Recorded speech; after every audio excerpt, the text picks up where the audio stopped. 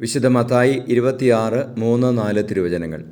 പ്രധാന പുരോഹിതന്മാരും ജനപ്രമാണികളും കയ്യാഫാസ് എന്നു പേരായ പ്രധാന ആചാര്യൻ്റെ കൊട്ടാരത്തിൽ സമ്മേളിച്ച് യേശുവിനെ ചതിവിൽ പിടികൂടി വധിക്കേണ്ടതെങ്ങനെയെന്ന് ആലോചിച്ചു. പരിശുദ്ധ പരമദിവ്യകാരുണീശോയ്ക്ക് എന്നേരവും ആരാധനയും സ്തുതിയും പുകഴ്ചയും ഉണ്ടായിരിക്കട്ടെ. ഈശോയെ നന്ദി, ആരാധന. Hallelujah, hallelujah, hallelujah, hallelujah. ഈശോയെ അങ്ങയുടെ സ്നേഹത്തെ ഓർത്ത് നന്ദി പറയുന്നു, അങ്ങയുടെ കരുണയെ ഓർത്ത് നന്ദി പറയുന്നു.